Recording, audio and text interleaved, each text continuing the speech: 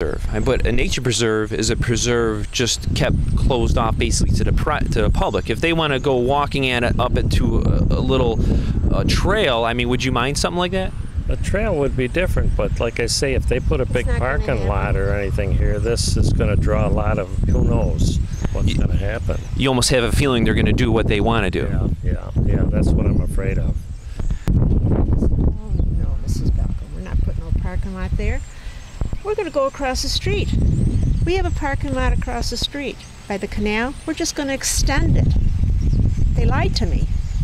So they actually lied. They said they're not going to put a parking lot, and they went and said... They told me they're going to do it across the street from us because there is a parking lot along the canal there right now. They just wanted to make it bigger for the vehicles, okay?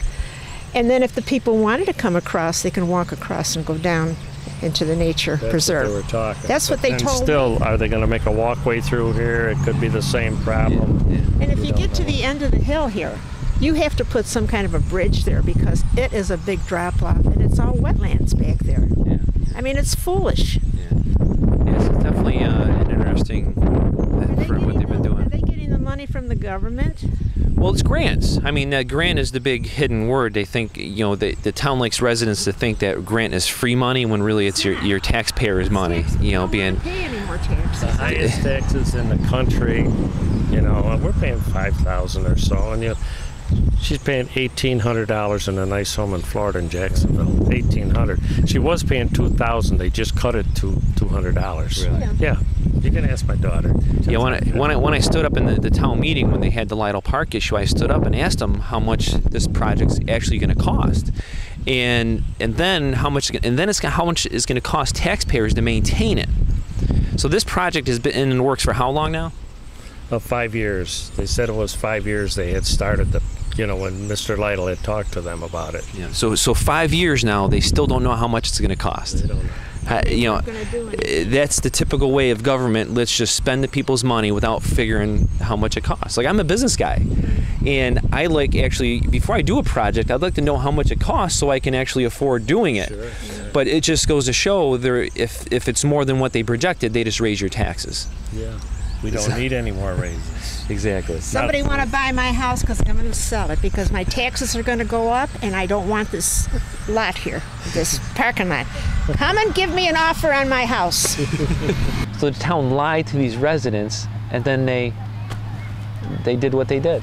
Why did they do that?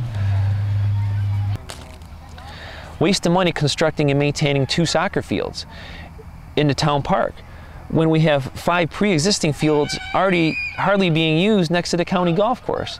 The county already maintains and cuts the grass at no extra cost to taxpayers. Why make 2 new soccer fields in the new town park when there are 4 around the block, plus the grass is already being cut for free? Town supervisor high rolling to Las Vegas at taxpayers' expense to promote business to come to Lockport. Come on, a Starbucks can't even survive here. More wasted money purchasing and maintaining a website called Transit North, making false statements that include businesses can make $1 billion in sales here. This is a website that we are paying for with taxpayers' dollars to market, to sell Lockport. We don't need to sell Lockport. Lockport is great, just lower our taxes. Now, just recently, they made the deputy supervisor a paid position. Whether or not it has something to do with how much time the supervisor is working, whether or not he's working enough hours to get the job done, because I was told it's actually a full-time job, and I will work it like a full-time job. But now, is it because he's not doing his job that he now has to pay the deputy supervisor an extra 10 grand a year to do his job? Big question mark. I don't know. That's another thing I'm not too happy with. Why are part-time town board members allowed to get full-time benefits, health insurance, dental plan, when we have people in this town struggling to even survive to pay for health insurance? Yahoo! Do we really need to give $1 billion company free taxes for 10, 20 years? A $100 million deal on electricity? Was this something that was really needed? Is this how desperate we are as a community to get a business to move in here? Yeah, it is going to probably help businesses a little bit, but will you ever get that amount of money back out of it when we have local businesses that have been here, some for over 30, 40 years, that employ hundreds of people, and yet they don't get anything? And these businesses are just barely staying afloat by affording to pay their bills, pay their electric bills, pay their taxes, and yet this billion-dollar company just comes in and we give them everything in the world. Why this in my opinion isn't normal. IDA tax breaks and tax breaks to big businesses, it should be equally dispersed, and the people that own businesses locally should be the ones that are taken care of, but they're not. They always look at these big corporate ideas. In my opinion, that's not right. Times have changed, not only with the town but with the world.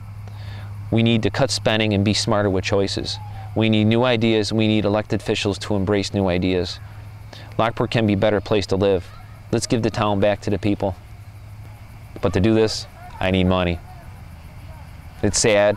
It shouldn't be that way, but I'm running against a budget or a campaign that literally has, $20,000, $30,000. So how does a individual like myself run for local government? It's virtually impossible.